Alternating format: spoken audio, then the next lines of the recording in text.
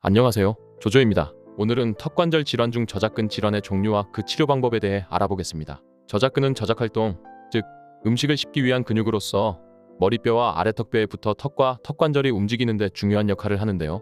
턱관절 질환은 관절 내부의 디스크, 관절 주변 구조물, 관절뼈에 문제가 생기는 턱관절 자체의 질환도 있지만 저작근에 문제가 생기는 근육 질환들도 흔하게 발생합니다. 턱관절 문제만 발생하거나 저작근 문제만 발생할 수도 있지만 같이 발생하는 경우도 많은데요.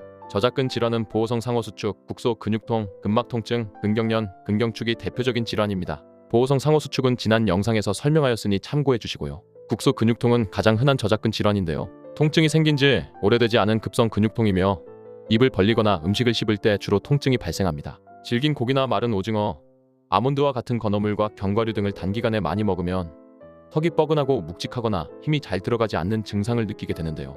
이것은 누구나 경험할 정도로 흔한 일이죠. 무리한 근육 사용으로 근육 피로가 쌓이게 되면 증상이 나타나기 때문에 대부분의 경우 덜 쓰고 휴식을 취해주면 저절로 회복되지만 무리한 근육 사용을 반복하게 되면 입을 벌리거나 음식을 씹을 때 통증이 생겨 치료가 필요한 상태가 됩니다. 치료 방법 중 가장 기본이 되는 것은 행동 조절, 즉 턱 근육에 무리가 될 만한 행동을 피하는 건데요. 위아래 어금니가 살짝 떨어져 있어야 저작근이 쉬는 상태가 되므로 턱을 움직이지 않을 때 위아래 어금니가 닿고 있다면 턱에 힘을 빼서 치아가 닿지 않도록 해야 되는데요. 마치 그네가 매달린 것처럼 팔에 힘을 빼고 있으면 중력에 의해 팔이 축 늘어지듯이 턱에 힘을 빼는 것입니다. 자세에 따라 아래턱의 위치가 달라져 저작근 긴장도에 영향을 주게 되므로 바른 자세를 유지하는 것도 중요합니다. 통증을 확인하기 위해 깨물어보거나 손으로 눌러보는 것은 피하도록 하고요. 통증을 유발하지 않는 쪽으로 부드러운 식사를 하도록 합니다. 근육통이 완전히 사라진 후에는 양쪽으로 모두 씹어도 되고요. 따뜻한 찜질을 하면 근육의 이완과 회복을 도와주며 혈액 공급이 증가하여 통증 유발 물질이 쉽게 제거될 수 있습니다.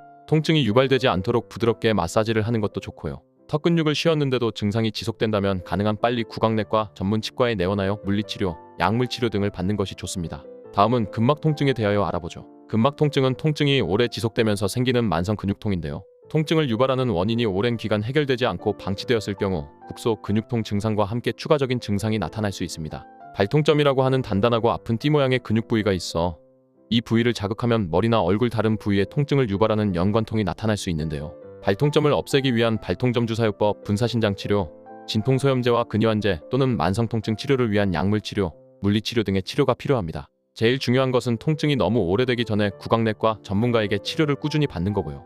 만성통증은 치료가 어렵지만 가능한 빨리 인내심을 갖고 꾸준한 치료를 받으면 극복할 수 있습니다.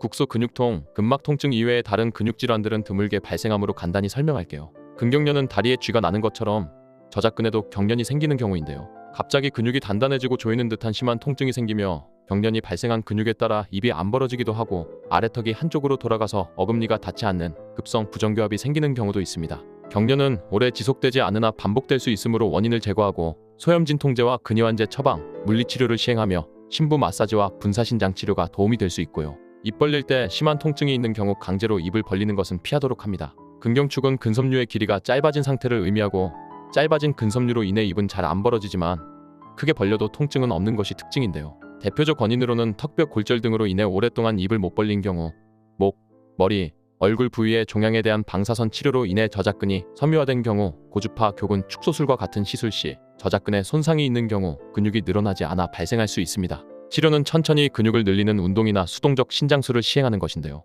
방사선 치료의 후유증과 같이 근육이 섬유화된 경우에는 근육을 늘리는데 한계가 있을 수 있죠. 이번 시간에는 턱관절 질환 중 저작근 질환에 대해 알아보았는데요. 성공적인 치료는 정확한 진단에서 시작되므로 구강내과에 내원하여 전문가의 정확한 진단을 받아보는 것이 중요합니다. 오늘 영상은 여기까지고요. 도움이 되셨다면 구독과 좋아요, 알림 전체 설정 맞춰주세요. 감사합니다.